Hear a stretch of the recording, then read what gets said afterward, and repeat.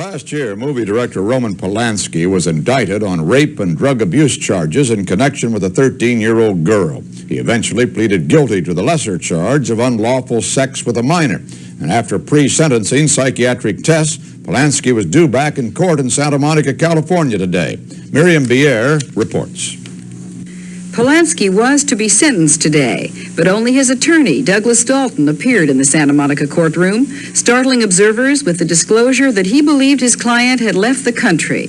Later, Polanski flew to London. Judge Lawrence Rittenband issued a bench warrant for Polanski's arrest, but agreed to postpone the final sentencing for 10 days. That gives Dalton time to persuade his client to come back.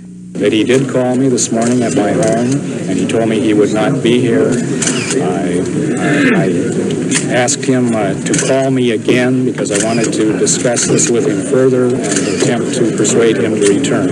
He said he would call me again. Polanski, the director of such movies as Chinatown and Rosemary's Baby, is shown here during a court appearance last fall. He's been free on his own recognizance since Friday, after 42 days of psychiatric testing. Probation reports released last September and the victim's family had urged the French-born director not be jailed for the offense.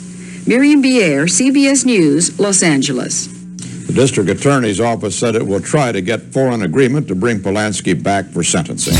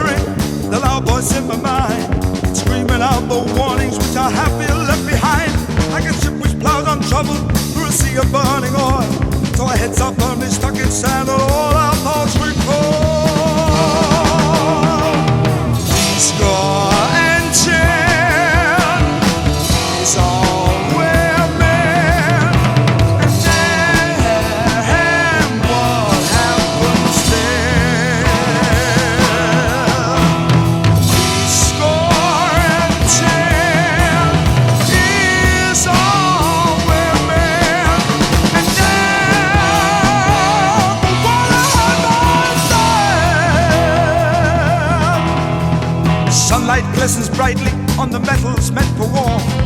East or west smile across the wall, each one afraid to draw. Black or white, wait fight, but he became win it all.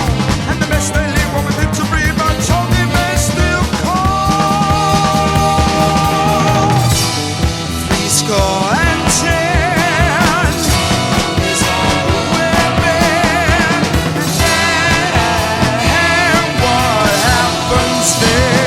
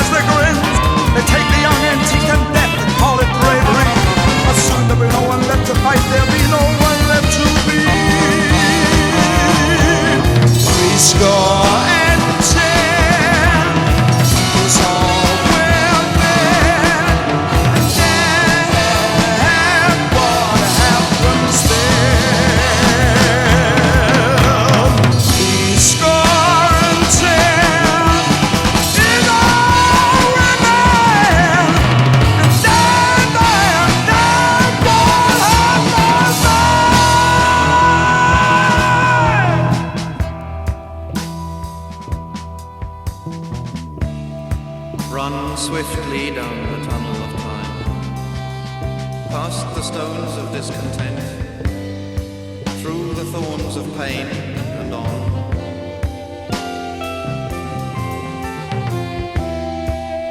Run swiftly down the tunnel of time, the sunshine of life, the storm and after the rain, and on. Run swiftly on, life doesn't seem long. The lessons of the past were taught to last, so teach the brain, and never the rain shall wash the stain on the flaking tomb of man.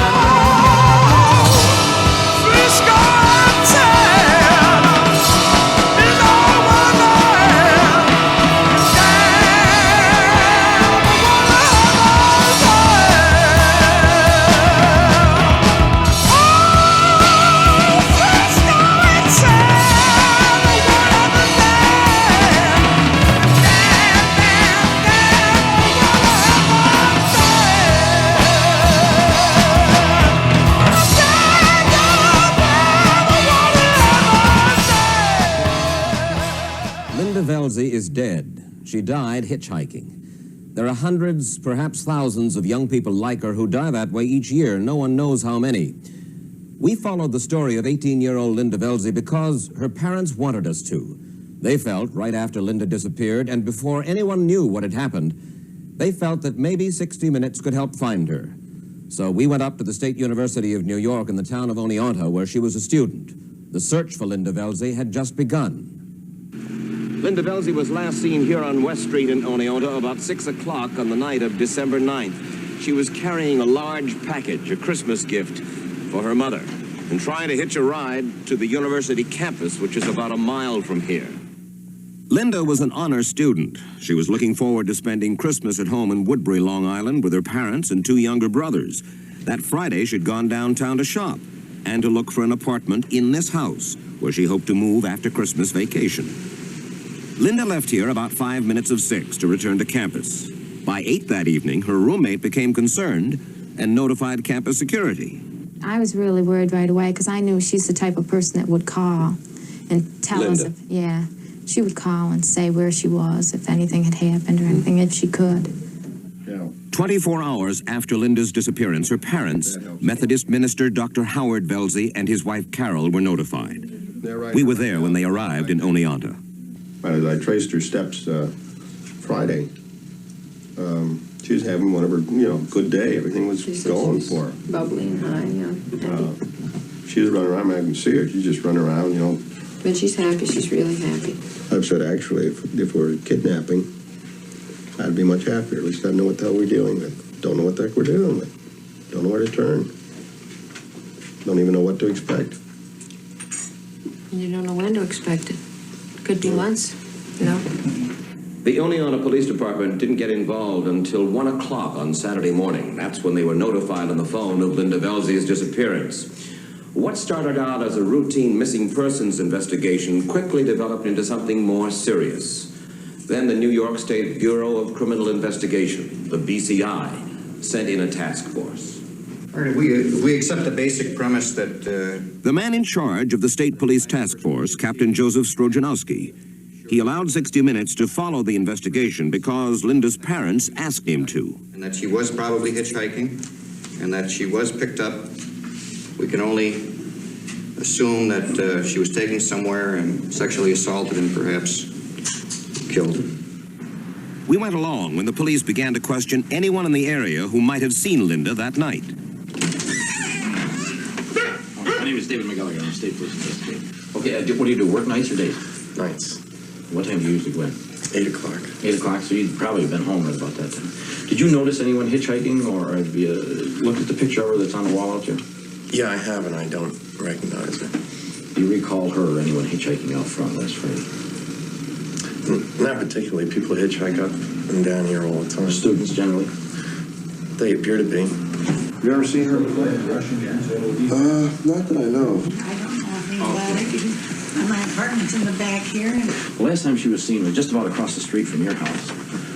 A week ago today, which would have been the 9th, about 6 o'clock at night. Were you home then? No, I was working. I was on my way home then. When the neighborhood check came up empty, they tried a road check. Hi, do you normally drive up through here in the evening? Yes, I do. Okay, you know the story of Linda Velzy, the college girl that's missing? Hey, did you drive up through here last Friday? I can't remember. You can't remember. It's really important. Can you possibly remember if you were on the road last Friday, long about this time, supper time, a little before? I know I can't. The search, the checking, the investigation went on day after hopeless day. And somehow each tentative lead led no place. It's as if somebody came down and picked her off the face of the earth. She just disappeared.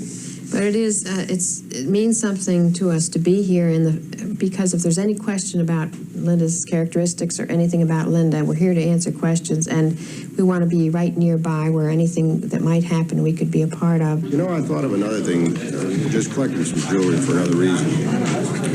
She has a blue beaded bracelet.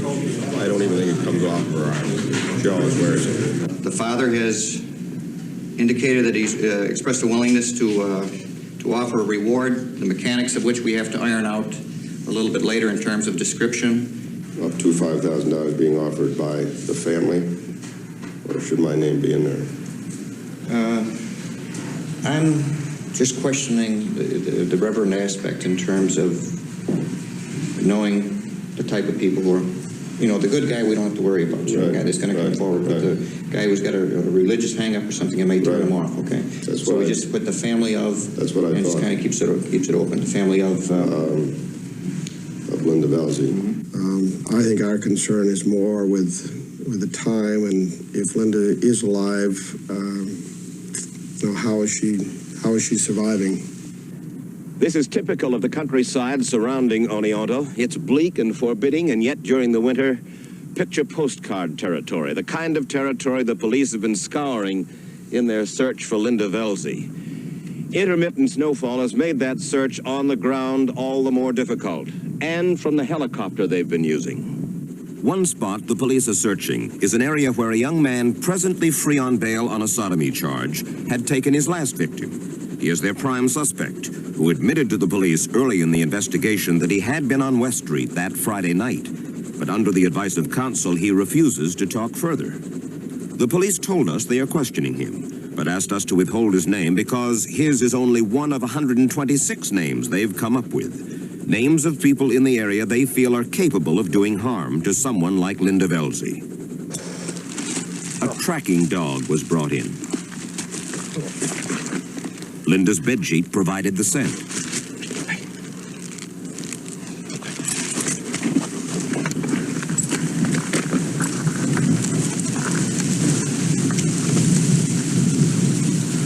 Within 10 minutes, they'd found something.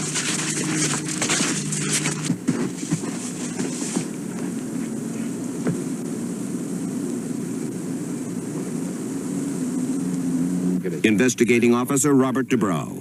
It could be animal blood or something. Look, it could be either, you know, some kind of a urine or it could be blood. I don't know. What's the next step? I'll have somebody look at it that knows more about it than I do. Late that night, lab tests confirmed the blood and urine to be that of a deer. I suppose you just don't let yourself begin to think. Oh, yes, we do. We've thought of every possible thing at this point. We're very realistic. But at the same time, we are very hopeful. We have a great deal of hope that she is still alive.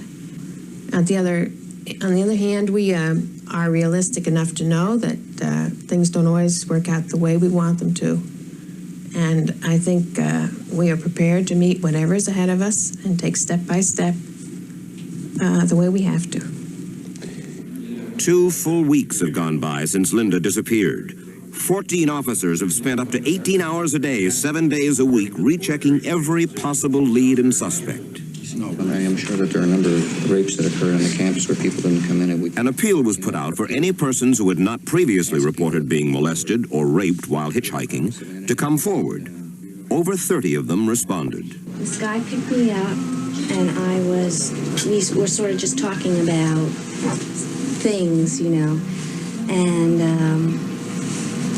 I was sort of hesitant about taking a ride with him. And as I said, thanks for the ride and stuff, and he said a few lewd things to me, and I just got out of the car, and I was really upset about it. And while the investigation, the search for Linda Velzy went on, students continued to hitchhike. Producer David Lowe picked up this young hitchhiker on the same corner where Linda Velzy got her ride. Tell me something. How come you're hitchhiking? I've been hitching for years, not just in town, but like wherever I want to go. And I've never had any hassles at all. Did you know Linda Velzy? No, I didn't. Her roommates had the same conversation with her the night before she was missing. And she said, I just trust people. I know, it's something that can happen to anybody. I understand that. But I can't stop living because I'm paranoid. I can't function like that. Your parents know you hitchhiked? Of course. They didn't approve, but what can they do? They're 400 miles away. Had you ever talked to her about hitchhiking? Oh, yes.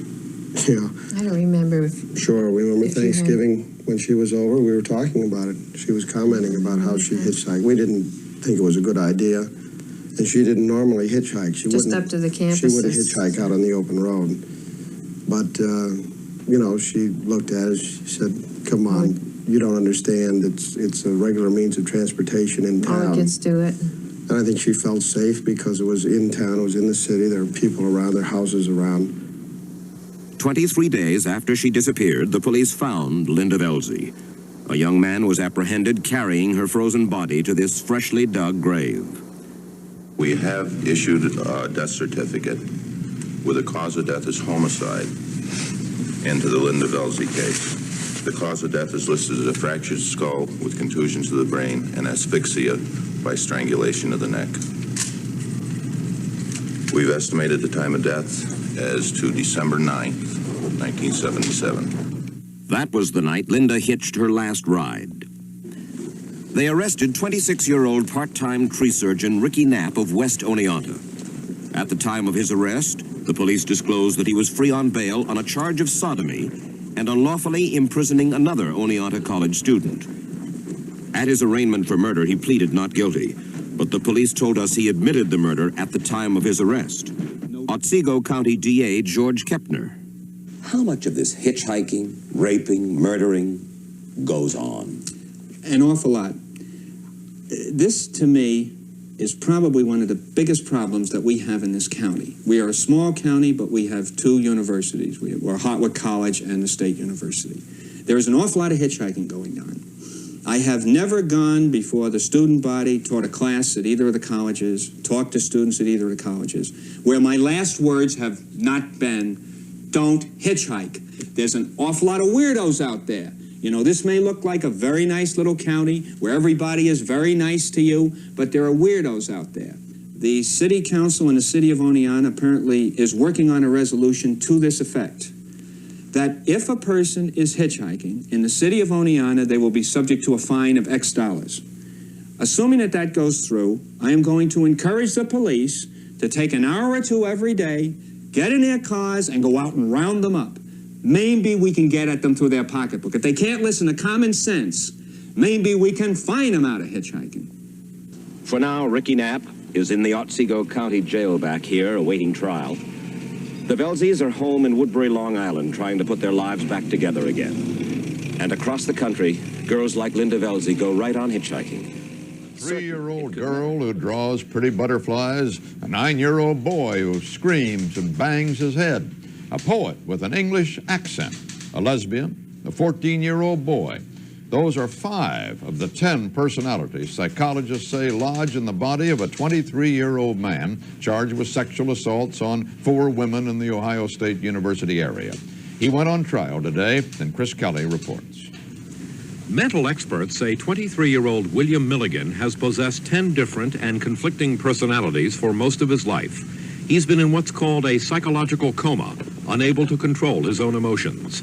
Today, Milligan went on trial for rape, kidnap, and aggravated assault, crimes his lawyer said were not conducted by Milligan himself, but by Milligan's other personalities. Since Milligan waived his right to a jury trial, statements by psychiatrists were presented to Judge J. Flowers. They detailed how Milligan, as a young boy, was physically and sexually abused by his stepfather. That to escape, Milligan's personality went to sleep and others emerged, forcing him into irrational and suicidal behavior. These were specific personalities, identifiable by tone of voice, facial expression, body image. They were ones that we became knowledgeable about so that we could identify with whom we were talking. Milligan's sister, Kathy, said her brother was constantly brutalized by their stepfather during those early days of their lives. They were just filled with fear, constant fear of, what's going to happen next. What happened to Billy in those days? Well, among the physical, there was emotional abuse, and just, it was like, it's so hard to describe. It was like living in horror. When that horror was described in court, Milligan covered his face. Doctors say that while he is still fragile, his emotions now are largely his own. And when it was over, the judge ruled Milligan was not guilty for reasons of insanity. This court hearing today wasn't to sell any type of sob story, but it would prove a lot of things about hurting children. And I hope that someday somebody will have it in their heart to make sure this doesn't happen to somebody else. Within 3 days, the probate court will decide whether William Milligan is set free or confined in a mental institution. Doctors say he needs further treatment, and that without it, he could easily snap again and become dominated by a variety of different personalities. Chris Kelly, CBS News, Columbus. Craig Crimmins, 22 years old, had worked as a stagehand at the Metropolitan Opera House for about 4 years. On the night of July 23rd, the night Helen Agnes Mintix was killed, he was also on duty. Mrs. Mintix, a violinist with the orchestra, disappeared during the intermission of a performance by the Berlin Ballet. Her body, nude, bound, and gagged, was found the next day at the bottom of an air shaft, 3 stories down from the roof of the Met. One of the largest manhunts in New York City police history began, for what many began calling the Phantom of the Opera. Police centered their questioning on the Met stagehands, and it emerged that the baby-faced Crimmins, who initially said he was asleep during the period of the crime, had no alibi. Witnesses said he had been drinking beer and smoking marijuana earlier in the evening. Later, in a police videotape recording, Crimmins admitted to police that he had indeed seen Mrs. Mintix on one of the backstage elevators. Okay, that's Helen Agnes, the woman who died that night. Right. Okay, now, where was it that you saw her? In the back hallway on stage right. 2 weeks later, Crimmins was questioned again, and the police maintain he confessed to trying to rape Mrs. Mintix and then killing her. A videotape during which his confession was read back to him was admitted as evidence today. What did you decide to do? Answer. I decided to leave. As I was walking away, I heard her bouncing up and down, and that's when it happened. I went back and kicked her off. Will you ask that question, and did you get that answer? Yes. The defense has maintained throughout this trial that Crimmins is a suggestible young man and that police use psychological threats in order to obtain the confession. Unless the jury believes that, Craig Crimmins could face a 15-year to life sentence for second-degree murder. Liz Trotter, It's not often that an individual rape case evokes widespread demonstrations of outrage, but one case in Massachusetts has unleashed a storm of protest. Steve Young tells us why. 2,500 people turned out to protest the gang rape of a 21-year-old woman in a bar in the fishing town of New Bedford. Witnesses say 4 men raped the woman on a pool table for at least 2 hours, while a dozen or more other men in the bar watched, did nothing to intervene, or whistled and cheered. No one phoned police. The woman received no help until she finally struggled free and, half naked, made it to the street. Organized as a silent vigil, feelings of fury could not be contained.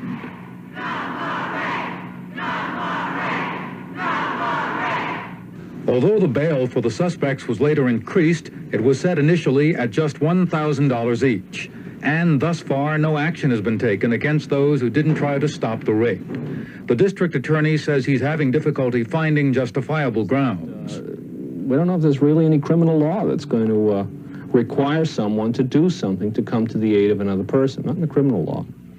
I am so frustrated. I am so upset at not just those four individuals who committed that act, but those persons who watched. This is what was Big Dan's Tavern. It's now boarded up. The owners of the bar closed it voluntarily after the incident, but women's groups say that's not enough. They want the liquor license permanently revoked. The marchers say until the rapists and those who watched are prosecuted, they will not be satisfied that justice has been done. Steve Young, CBS News, New Bedford. And coming up, Massachusetts, the four men accused of gang raping a woman in a bar room have pleaded not guilty to the charges. Two men accused of being accessories to the alleged crime also pleaded not guilty. Officials say the two shouted encouragement and helped hold the woman captive. The Los Angeles... On March 6th, a woman in New Bedford, Massachusetts, reported she was raped by several men in a tavern while spectators cheered. You might assume that so much attention was paid to that dreadful story because it represented a rare occurrence. Steve Young reports that is not the case. 7 men in their 20s arraigned today in connection with the kidnapping and rape of a 17-year-old girl. The second arraignment in Boston in a week for a crime on the increase, gang rape. Police say the latest victim was abducted at a bus station, taken to a housing project, raped repeatedly for 7 hours before she could escape. Police say she told them 2 young women were in the apartment with her for a while and did nothing to help. Neighborhood residents were shocked. When it come down to the girls walking in and saying, hi, you're having a good time, and walking out, I think that was really the most disgusting part of it all. They should have helped the girl that was down there. Rape counselors report that in addition to occurring more often, gang rape is changing in nature. I think that you're finding more violence involved in it. I think that there's more threat put on the victims. Gang rape, I guess you could say it starts out to be sexual. This victim has not yet recovered from her gang rape by 15 teenagers and men, and it happened 3 years ago. It gets to be an attack after a while. I was beaten and punched and told I would die if I didn't perform certain acts. But I really think that it's just the type of thing that they don't realize what they're doing, and they think that they can get away with it. Gang rape cases are coming into court more frequently, involving more violence and younger victims. Rape counselors even report seeing in the last year gang rapes involving defendants as young as 12, victims as young as 4. Their only explanation for that is copycat rape. Steve Young, CBS News, Boston.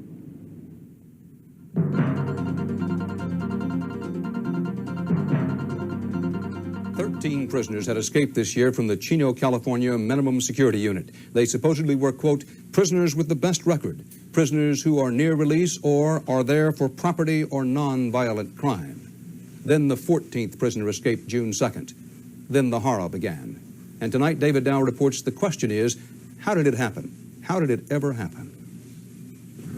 Police patrolled on both sides of the California-Mexico border today, seeking the escaped convict charged with hacking and stabbing to death 2 children and the parents of one of them in this home east of Los Angeles last weekend. Senseless crimes, say authorities, and today that term took on a second meaning. The fugitive, Kevin Cooper, alias David Troutman, is also wanted by Pennsylvania authorities on robbery, rape, and kidnapping charges. He fled last October from a Pittsburgh area mental hospital. Arrested after a burglary in this Los Angeles home, he was sentenced in April to Chino prison. Pennsylvania had already requested his extradition. Yet one day before his escape from Chino, he was transferred to the prison's minimum security area. How could a man with Cooper's record have been placed in a facility where escape was relatively easy? Looks to me like this is a case that, because of some kind of communications breakdown that we haven't fully traced, slipped through the cracks. Prison officials say they didn't discover the Pennsylvania charges until after Cooper escaped. A deluge of cases at this overcrowded prison may have contributed to the mix-up, they say. Whatever the cause, local officials want answers.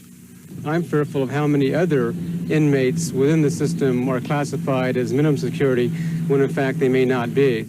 And in Pittsburgh today, Cooper's mother joined police in a plea for his surrender. Kevin, Mommy still loves you, and if you can hear me, please give yourself up. David Dow, CBS News, Los Angeles. Received suspended sentences and $500 fines in 1981 after pleading guilty to the gang rape of a former beauty queen. After public outcry over that sentence, the five were put on trial. Today at Dedham, Massachusetts, a jury returned its verdict, innocent of rape and assault and battery. The jury, which deliberated 4 days, convicted the five of damaging the woman's car. The defendants were accused of repeatedly raping the woman at a deserted wooded area. They claimed she was a willing participant. Neither the woman, who is now 42, nor the An defendant. escaped convict and mental patient sought in the murders of 4 people has been arrested off the coast of California. He was trying to swim away from the scene of another crime. Bob McNamara has details. Working on this boat as a deckhand, Kevin Cooper escaped an almost 2-month-long murder manhunt, and police caught him off the California coast trying to swim away from this sailboat, the scene of an alleged rape. The rape victim identifying Cooper. She was in the detective's office, and they have a number of flyers and bulletins on the wall, and she saw the flyer of Kevin Cooper wanted for murder, and she became very hysterical and said, "That's the man." It was at this ranch house east of Los Angeles that Cooper allegedly used a hatchet to murder 41-year-old Douglas Ryan, Ryan's wife Peg, their 10-year-old daughter Jessica, and 11-year-old house guest Christopher Hughes. 8-year-old Joshua Ryan survived the killer's attempt to slash his throat. The Ryan home was not far from Chino Prison, where Cooper was mistakenly held in a minimum security area on burglary charges. Some prison officials apparently not told Cooper was wanted in Pennsylvania on rape, robbery, and kidnapping charges. Despite their checkpoints and dragnets on both sides of the California-Mexico border, police say Cooper slipped into Mexico shortly after the murders and there took the deckhand's job that led to his arrest on rape charges. This is the break we were looking for. We felt quite sure that he would commit another crime. Meanwhile, in the community where their neighbors were slain, residents gathered for a benefit today for young Joshua Ryan, the orphan survivor of the murders. There was relief at Cooper's capture, but little sympathy for him. I'm sure that they can't do enough to punish him. They caught him. They should do away with him. Cooper will be arraigned on murder and attempted murder charges tomorrow. Bob McNamara, CBS News, Los Angeles. In the River, South, Massachusetts today, the alleged victim testified in a rape trial. Steve Young reports that one issue in the case is who is on trial, 6 defendants or an entire immigrant community. It's now a bakery, but last March it was Big Dan's Tavern, where a 22-year-old woman was allegedly raped repeatedly on a pool table while others in the bar did not come to her rescue.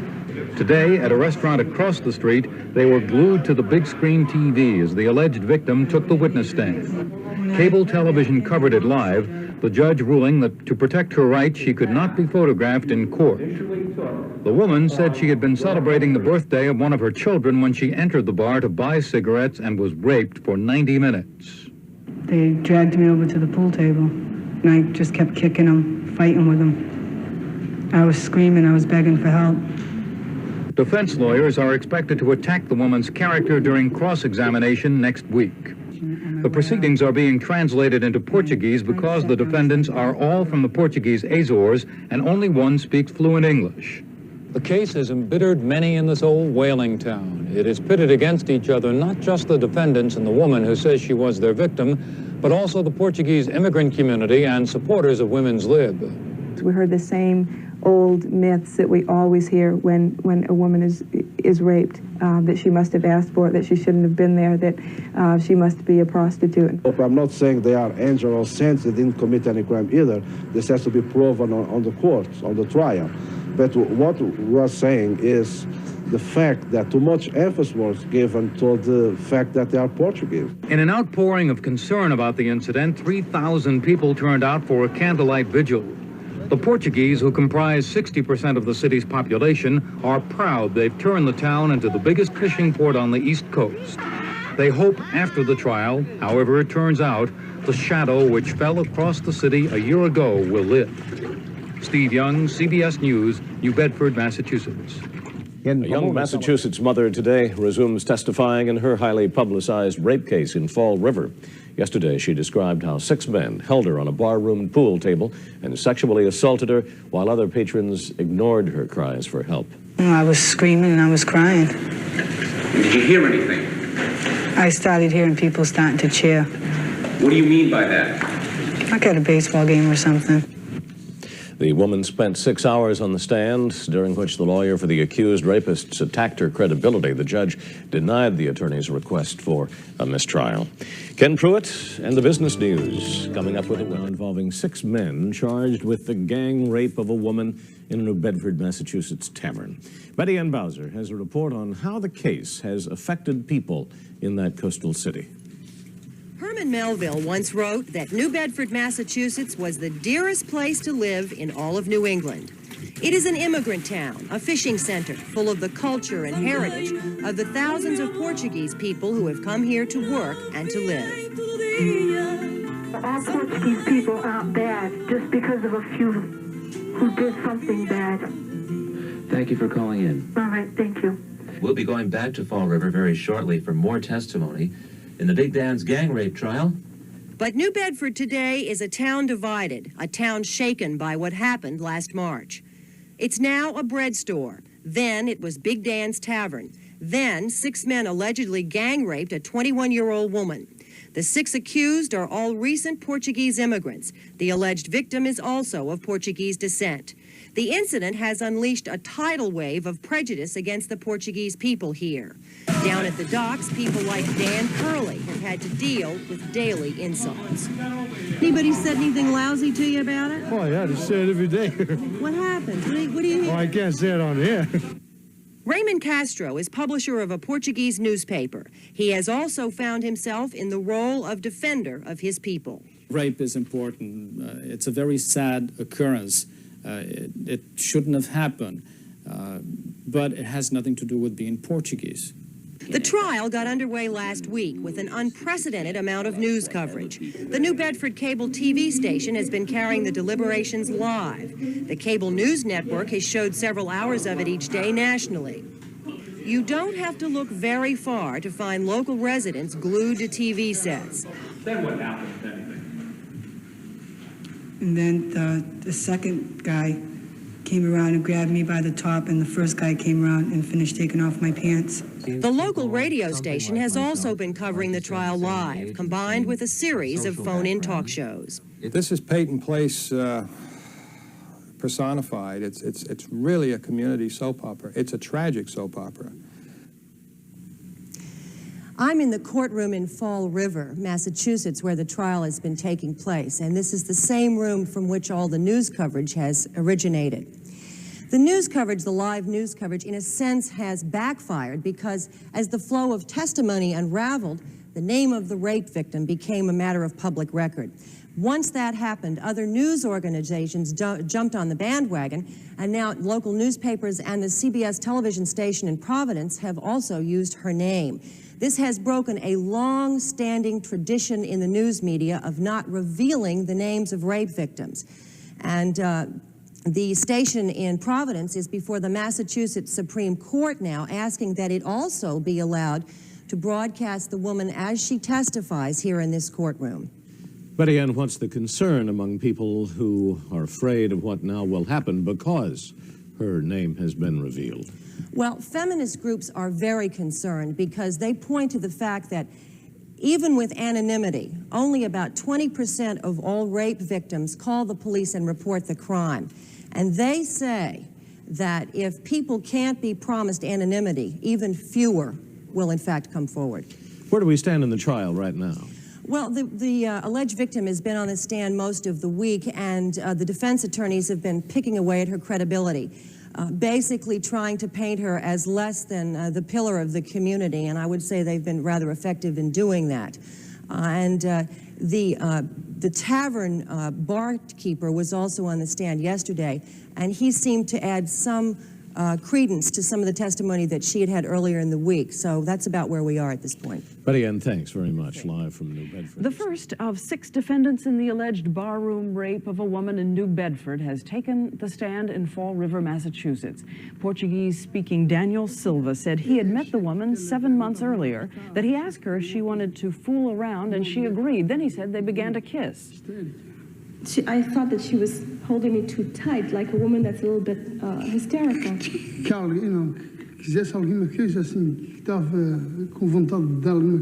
That she wanted something, that she had the desire for something. Silva testified that the woman had asked him to take her home. When he wouldn't, she left and returned with police. There was a noisy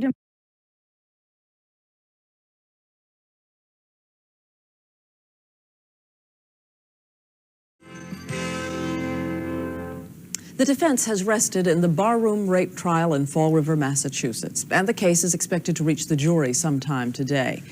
Much of the trial has centered on the character of the alleged victim, an issue that we wanted to talk about this morning. We wanted to talk about, in general, what happens these days when a woman does file a rape charge in such trials. But first, we asked Betty Ann Bowser to take a look at this trial and bring us a report on yesterday's closing arguments. She wanted to have a little fun. If we have not consent, then what do we have? We have rape. In closing arguments, the issue remained what it had been since day one of the trials, and the focus was still on the alleged victim. She had spent several days on the stand, questioned, then cross-examined by a battery of defense attorneys. In both trials, the victim maintained she had gone into Big Dan's tavern to buy a pack of cigarettes, had a couple of drinks, then was dragged onto a pool table and forcibly raped by a group of men. And the second guy came around and grabbed me by the top, and the first guy came around and finished taking off my pants. Did he take your pants all the way off? Yes, he did. What were you doing at that point? I was screaming, I was begging for help. But John Cadero, one of the 4 defendants still on trial, had a different story. Did you ever see any indication given by her, either orally or in any way? The only thing I seen that she was laughing. She was enjoying herself. In both trials, defense attorneys tried to pick away at the woman's credibility. It was shown she had enough alcohol in her blood that night to put her over the legal limit to drive a car in Massachusetts. Evidence revealed she was an unmarried mother of 2 who lived with the children's father. She admitted to being a welfare cheat. And the defense introduced evidence to show once before she had gone to police to report she'd been raped. When police first questioned her, the woman said she had been gang raped by a group of men while numerous onlookers cheered. On the witness stand, she never mentioned cheering onlookers and was hazy about the number of men who assaulted her. It was those inconsistencies that were at the heart of the defense. And say to the prosecutor, not out of any spirit of malice, you just didn't prove it. We just don't know what happened. Thank you very much. Considering that this is a rape case, we know very little about the alleged victim in this case.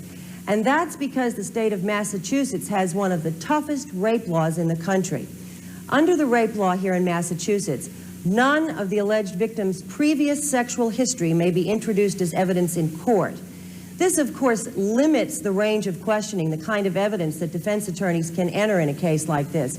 They often find that very frustrating. And as one of the defense attorneys said to me yesterday, he said, we know a great deal more about this alleged victim, information we would like to have introduced, information we believe might have acquitted one of our clients. Diane? Thanks to you, Betty Ann. Now, we want to make sure that we stress that we are not in any way trying to prejudge this case in Fall River. We will wait for the evidence and the jury's verdict to come in as everyone else will. But we did have some questions that arose in general about rape prosecutions, about rape trials. As Betty Ann said, many states now have shield laws to protect the rape victims from ending up on trial themselves. We wanted to talk more about this with Judge Lisa Rachette. She's a Pennsylvania trial court judge who has presided over many rape trials, and She's also the founder of Women Organized Against Rape. Judge Rachette joins us from WCAU TV in Philadelphia this morning. Judge Rachette, our thanks to you for coming in. Thank you. Good morning. Betty Ann said that Massachusetts has a statute that prohibits the introduction of information about sexual history of a woman. How many states have this kind of protection? Approximately 27. It's too bad that we can't say it's a uniform law throughout the United States. But are there cases, Betty Ann was saying again, that the defense attorneys were saying that they had a lot of things they couldn't introduce that would have helped their clients? That Oh, should have been certainly. They introduced? can bring in almost anything that they would want in any kind of criminal trial, but we have rules of evidence, and evidence must be relevant. The rape shield laws are based on the principle that a woman's past sexual history, indeed her past life, is not relevant to the issue at trial, which is whether or not she was penetrated against her consent.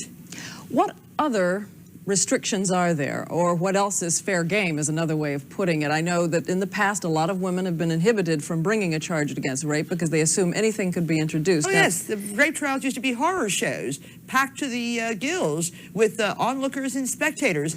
We've removed that element and we've tried to make them fair and normalize them as we would any other trial. In this case, though, they introduced the fact that the woman had cheated on welfare. They introduced some other evidence that she was living with 2 children that she'd had out of wedlock. But Diane, what does that have to do with whether or not these men sexually assaulted her against her will? Well, I'm really asking you. I'm asking you I think it has absolutely nothing to do with it. It's just an attempt to blacken, discredit, and vilify this victim so that the defendants will be exonerated. Does it have anything to do with credibility, though, if she No. admits cheating on welfare? Absolutely not. Why not? I mean, a cheat is a cheat on welfare. Well, I don't know what you mean by cheating on welfare. They always bring up welfare because there's a stereotype that people who are on welfare are immoral and are per se cheats. I don't know what the evidence was that she was cheating. If she made a false statement, yes, they could bring that up. But she could have made a false statement on a bank account or anything like that. No, the welfare issue was injected for another purpose.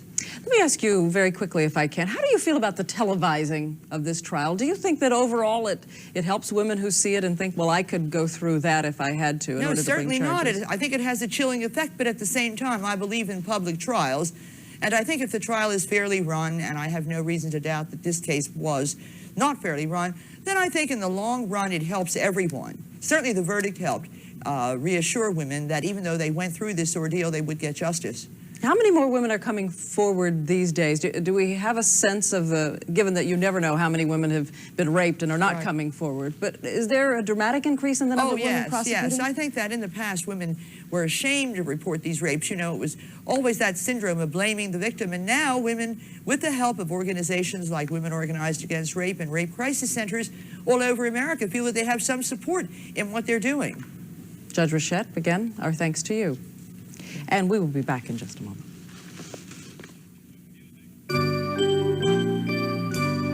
Massachusetts jury today convicted 2 men in the gang rape of a woman on a barroom pool table. 4 other men also are on trial in the case, and Steve Young reports.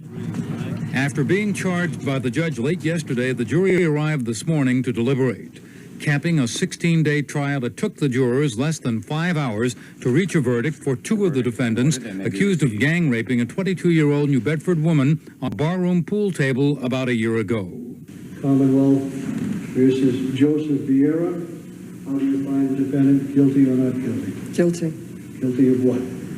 Aggravated rape. Versus Daniel C. Silva. How do you find the defendant guilty or not guilty? Guilty. Guilty of what? Aggravated rape.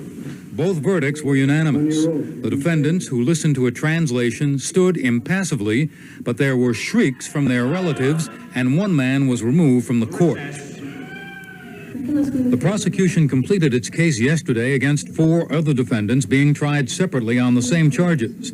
That case will go to a second jury next week. The trial polarized this fishing community. Nearly 60% of the population is Portuguese.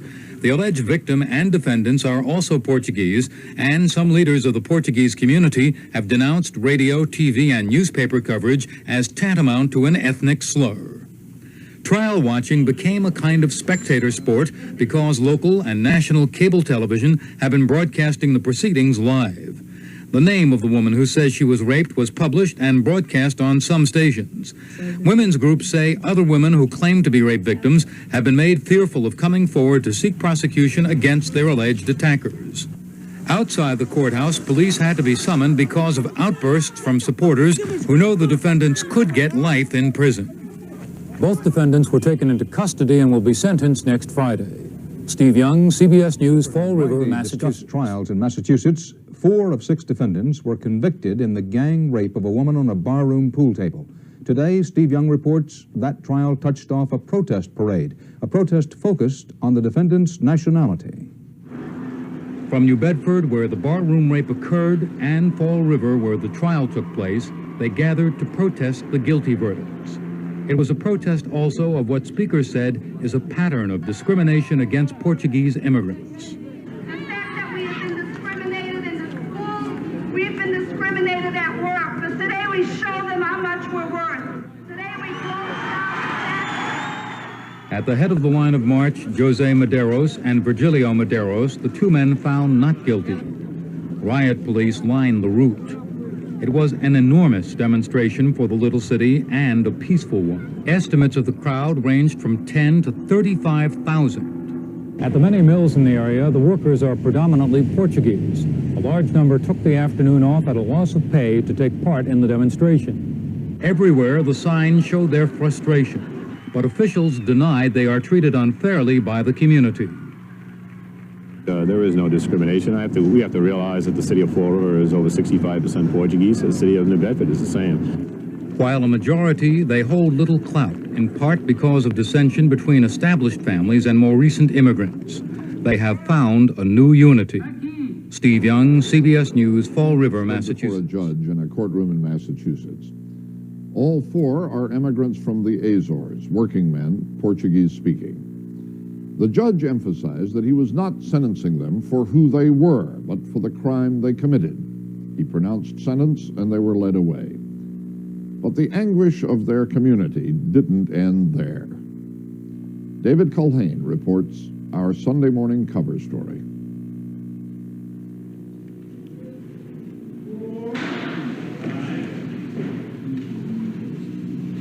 Court is now in session. Please be seated. It began as a trial of men.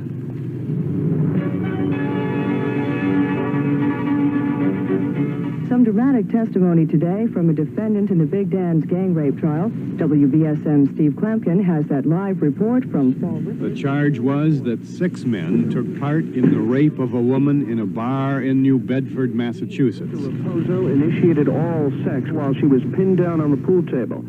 Witnesses said she was dragged to a pool table and assaulted while others stood by and watched. I was screaming, I was begging for help. The case horrified the entire nation. The only thing I seen that she was laughing. She was enjoying herself. This is WBSM New Bedford at 1420 on your radio dial, the voice of the people. I'm Rob Michaels.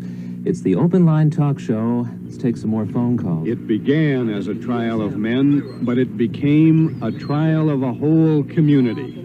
Whatsoever. People are turning out like animals out there, and we're going to end up with the same racial problem like we had with the blacks back in the 60s. The defendants were repeatedly identified in news stories as Portuguese immigrants. Old prejudices surfaced against the Portuguese community in southern New England, especially on radio talk shows. For a year now, the air has been filled with bigotry and hate.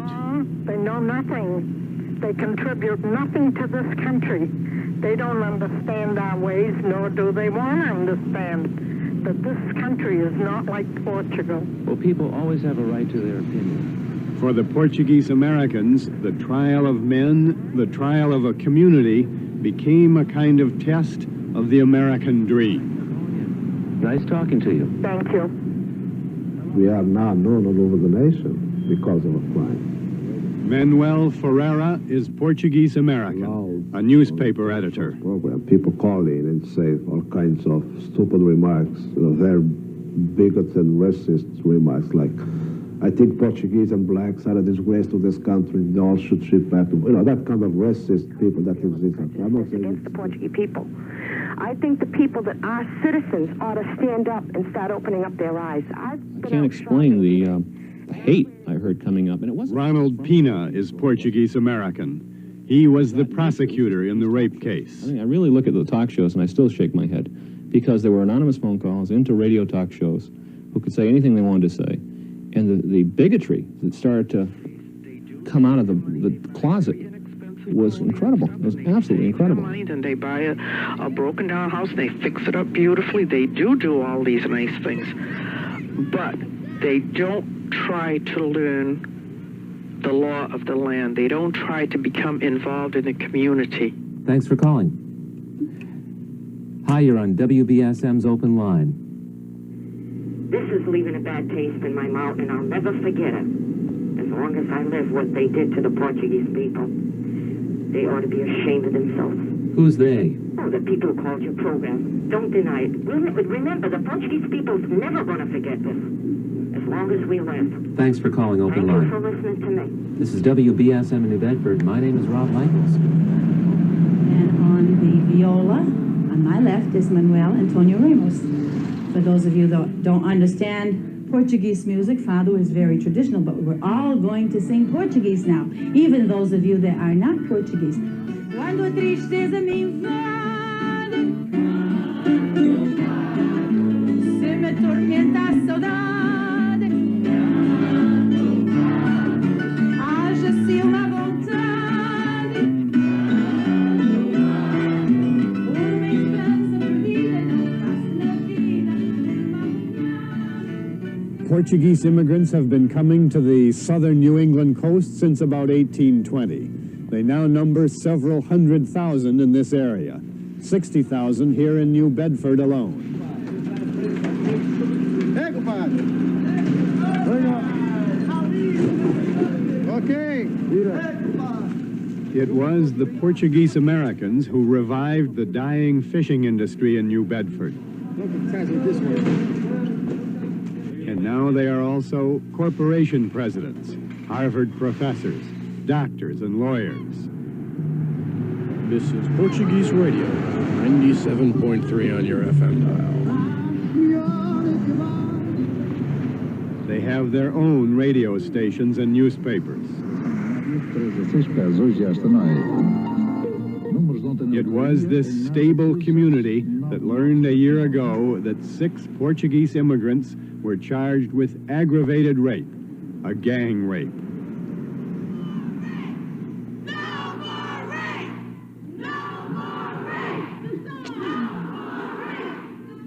About 4,000 people marched through the streets of New Bedford after the crime a year ago to express their outrage, to marshal community support for a tough prosecution.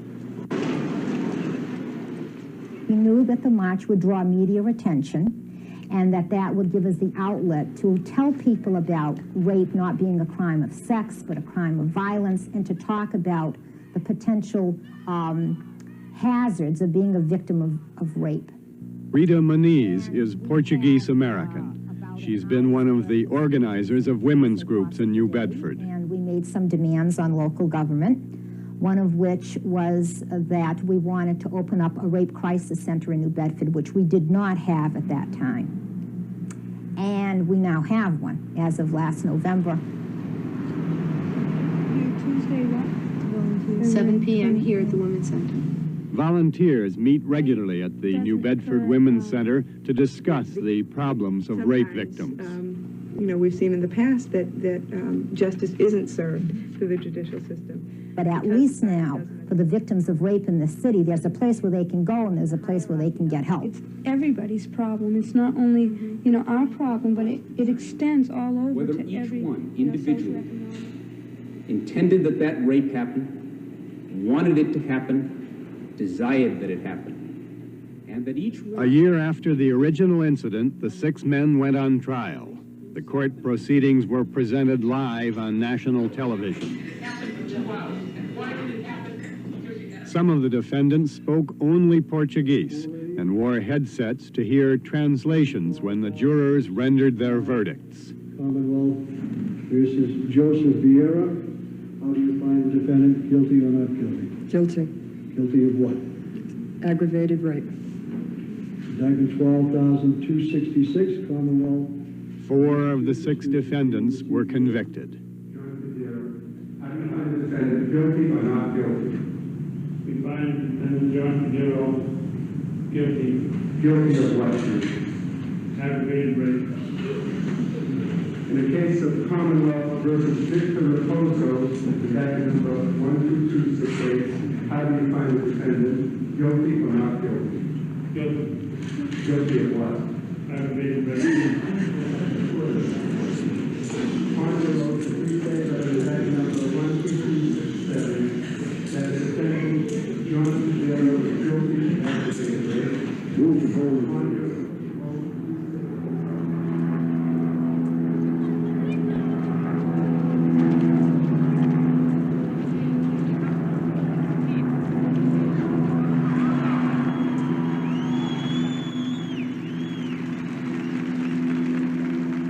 After the verdicts last month, people took to the streets again. But this time for a very different purpose. Over and over again on WBSM especially, we heard how we shouldn't be here, how we should all go back.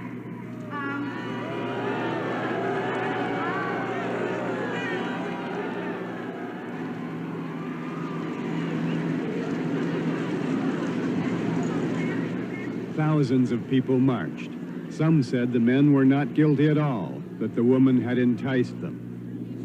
Was the murder, the citizen's rape. She wanted it. Others said they were guilty, but not of the more severe charge of aggravated rape. Some were marching to appeal for light sentences.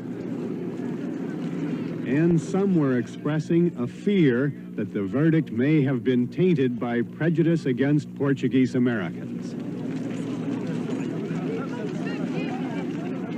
Prosecutor Ronald Pina rejects that idea.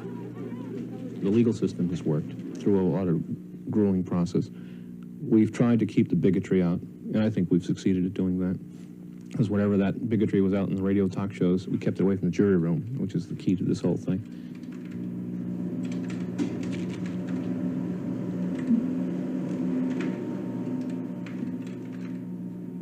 Manuel Ferreira is the editor of the weekly Portuguese Times. He thinks most of the marchers were responding to the bigotry that erupted in the community. It hurts the feeling of the people, and they come down to the street to show they're proud of being Portuguese. I am Portuguese and proud of being Portuguese. I'm part of this community, maybe to express their emotions. They are full with something inside, and they feel if they walk on the street after the march, they feel relieved.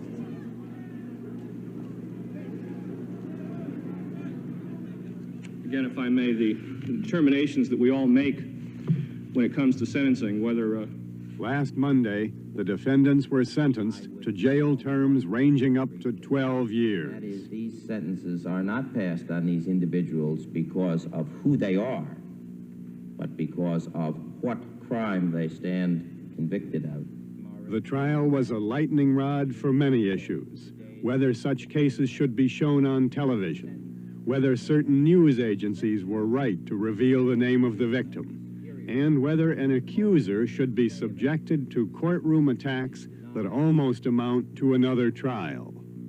That concludes the business of this court at this time and place with respect to this case. We'll recess. The case will be debated for a long time. No. Ronald Pina, a Portuguese-American, prosecuted 6 Portuguese immigrants. I'm glad that, frankly, that I'm Portuguese and that people will understand that did what I had to do, and but that's the way it should be. There was the other underlying feeling that there were more defendants than just those 4 that were found guilty, that I myself became a defendant, along with everybody of my ethnic background. And I'm in the middle of something right now that is very uncomfortable, you know. because of threats to his family, Ronald Pena sent his wife and child away for the duration of the trial. So people have been battered and battered and battered. And it's been a grueling experience for them, for me. It's been ugly. It's been really ugly.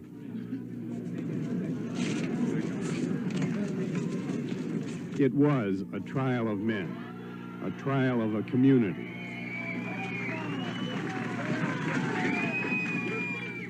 And now this community must find a way to heal itself.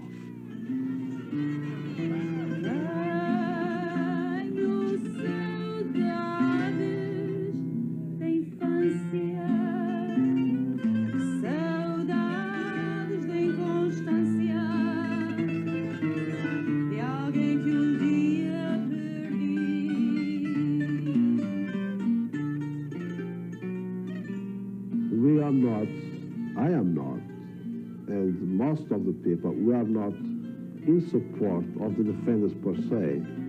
Manuel Ferreira. As the Constitution says, one nation under God, with justice and liberty for all. Doesn't matter if you are immigrant or not. That's what this nation was based on. It's a nation of immigrants, and ones just happened to be 5 years, another ones came on Mayflower. But nevertheless, are a nation of immigrants.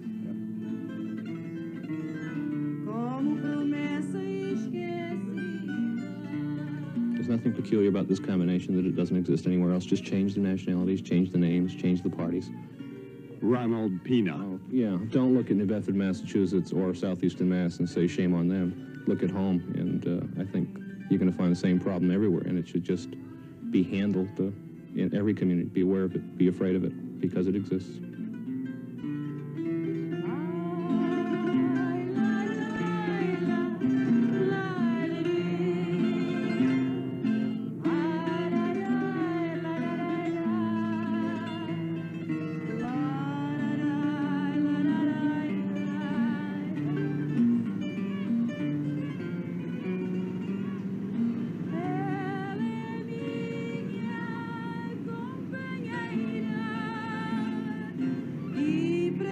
Something's going on out there. It's an epidemic. He was speaking of so-called serial murderers, killers who strike again and again, choosing strangers as victims. Today, Rita Bravo reports the FBI launched a nationwide search for a man they believe may belong to that deadly breed. Christopher Bernard Wilder is now one of the 10 most wanted criminals in America. The wealthy owner of 2 Florida businesses, the race car driver who placed 17th in the Miami Grand Prix last month, is now a suspect in the murder of Terry Diane Walden of Beaumont, Texas. Her body was discovered last week.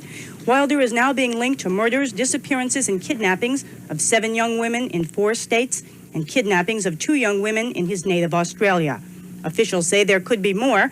The FBI says Wilder usually seeks out his victims in shopping centers. An attractive young female, many times who is an aspiring model or a model, is approached, is offered an opportunity to model for Wilder, who claims to be a photographer and in fact has experience as a photographer, and thereafter the females end up missing.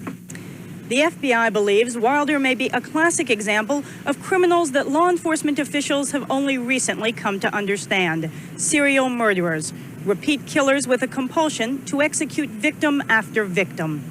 In the last few years, so many bizarre murders around the country seem to be linked to each other that the FBI has started studying videotapes of crime scenes, as well as still photographs and autopsy reports. It appears that she was brought to this area and killed at that location. Federal officials now believe there could be dozens, even hundreds of such killers on the loose in the United States. Most of them are bright, intelligent, articulate people, people with good intelligence, and the crimes that they commit themselves speak of their ability to plan and premeditate a crime. So far, the biggest problem has been that police in one area may not know about a similar crime in another place. Now the Justice Department has begun to set up a $3 million computerized program to coordinate information. In fact, in the Wilder case, there's more information than usual. His name. He was identified by a victim who managed to escape from this Florida motel room after she'd been raped and tortured. The ultimate goal in this case, and hundreds of others the FBI is pursuing, is to catch the killer before the list of victims gets any longer.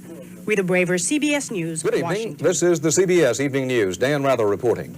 Christopher Bernard Wilder, a Boynton Beach, Florida contractor and race car driver. Authorities sought to question him about slayings, disappearances, and rapes involving 11 young women in Florida, Texas, Kansas, Colorado, Nevada, California, Indiana, and New York. Today, Bernard Goldberg reports, police say they found Wilder. The nationwide manhunt for Christopher Wilder ended this afternoon in New Hampshire, 5 miles from the Canadian border. The latest victim, Christopher Wilder himself. State police say they confronted Wilder at a gas station and that he shot himself. Director Webster has asked me to advise you that if in fact that this is Wilder, that we are gratified that the killings will stop. However, our investigations to locate the missing women will continue. Christopher Wilder was wanted in a nationwide string of murders, abductions, and sexual crimes. The end came just one day after police in upstate New York found the body of a 33-year-old woman, shot one time in the head. They believe Wilder did it. And just 20 miles away, near these woods, they found a 16-year-old girl who had been abducted in Indiana, stabbed repeatedly, and left for dead. She survived and identified Wilder as the assailant. Today, officials said a 19-year-old woman who had been seen with Wilder this week turned herself into police in California, telling the authorities she had been abused by Wilder. She's safe. We're inside talking to her now, trying to piece together what has happened since she left the city of Torrance. Christopher Wilder was an Australian who jumped bail there after being charged with rape. In this country, officials said he preyed on attractive young women, promising them glamorous modeling jobs. 3 years ago, in an effort to meet women, Wilder made this tape for a video dating service. I want to date. I want to socially meet and enjoy the company of a number of women. I would like to, again, see depth, sincerity. Just before today's shooting, the FBI said Wilder's attacks were becoming more frequent, that he was becoming more dangerous. Christopher Wilder was 39. Bernard Goldberg, CBS News, New York. Included kidnappings, rape, and attacks on 11 women, 4 of whom are known dead, 4 of whom are still missing. But even though it's over, there are questions about why Wilder did it, and now questions about his own death. We have a report from Chris Kelly. Christopher Wilder's body was removed from a hospital morgue after an autopsy late last night. His 8,000-mile rampage ended in a hearse for the brief trip to the funeral home. Wilder's death certificate states he died of a self-inflicted gunshot wound to his heart, but a nagging question is unresolved. Was it suicide or was it accidental? Funeral home director Bob Moore, who examined Wilder's body, thinks the death was another but final mystery of the man. Know whether it was accidentally or on purpose. I don't see how they'll ever know. He could have been going to shoot the detective, or he could have shot himself, wanting to get out of everything. However, state authorities conclude Wilder died in this car, struggling for his gun with a state trooper. The officer, who is hospitalized, has not made public his account. I saw the body. He was sitting up, and I see him swaying, and the next thing I know, he was down. Authorities say Wilder came here to elude the dragnet by escaping to Canada, just 8 miles away.